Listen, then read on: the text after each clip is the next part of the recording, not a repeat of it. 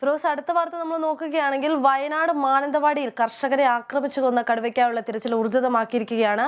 അതോടൊപ്പം തന്നെ നമുക്കറിയാം, വയനാട് ഇപ്പോൾ വലിയൊരു കടുവ ഭീതിയിലാണ് ഉള്ളത്. കടുവ സാന്നിധ്യം സ്ഥിരീകരിച്ച പ്രദേശത്ത് കൂടുകൾ സ്ഥാപിച്ചിരിക്കുകയാണ്.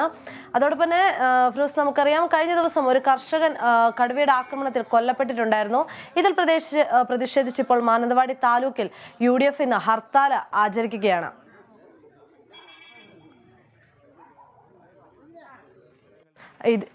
ഇതിന്റെ കൂടുതൽ വിശദാംശങ്ങളുമായി ഇപ്പോൾ നമ്മോടൊപ്പം അനൂപ് വർഗീസ് ചേരുന്നുണ്ട് വയനാട് നിന്ന്.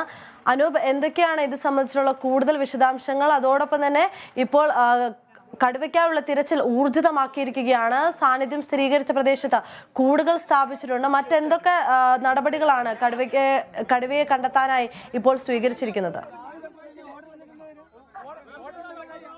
അൻസില, വയനാട് മാനന്തവാടിയിൽ പുതുശ്ശേരിയിൽ കടുവയുടെ ആക്രമണത്തിൽ കർഷകനായ തോമസ് കൊല്ലപ്പെട്ട സംഭവത്തിൽ വലിയ രീതിയിലുള്ള പ്രതിഷേധം തന്നെയാണ് വയനാട്ടിൽ വരുന്നത്. പ്രത്യേകിച്ചും ഇന്ന് വയനാട് തൊണ്ടർനാട് പഞ്ചായത്തിൽ UDFന്റെ നേതൃത്വത്തിൽ ഹർത്താൽ ആചരിക്കുകയാണ്.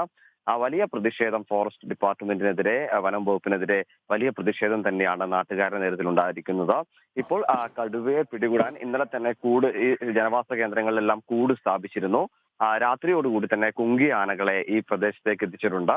രാത്രിയും തിരച്ചിൽ നടത്തിയിരുന്നു. ഇന്ന് രാവിലെ പുലർച്ചെ തന്നെ വലിയ സന്നാഹത്തോടു കൂടി തന്നെ ഫോറസ്റ്റ് ഡിപ്പാർട്ട്മെന്റിന്റെ വലിയ സന്നാഹം ഉപയോഗിച്ചുകൊണ്ട് തന്നെ തെരച്ചിൽ നടത്തുന്നുണ്ട്.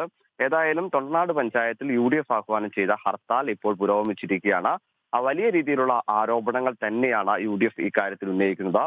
പ്രത്യേകിച്ചും ഇദ്ദേഹത്തിന് പരിക്ക് പറ്റി വയനാട് മെഡിക്കൽ കോളേജ്, മാനന്തവാടിയിലുള്ള മെഡിക്കൽ കോളേജിലേക്ക് കൊണ്ടുപോയെങ്കിലും വിദഗ്ധ ചികിത്സ നൽകാൻ സാധിച്ചില്ല. ഇവിടെ നിന്നും അദ്ദേഹത്തെ കോഴിക്കോട് മെഡിക്കൽ കോളേജിലേക്ക് മാറ്റുന്നതിനിടയിലാണ് കൽപ്പറ്റയിൽ വെച്ച് അദ്ദേഹത്തിന് ഹൃദയാഘാതം ഉണ്ടാവുകയും ഇവിടുത്തെ സ്വകാര്യ ആശുപത്രിയിൽ വെച്ച് മരണപ്പെടുകയും ചെയ്യുന്നത്.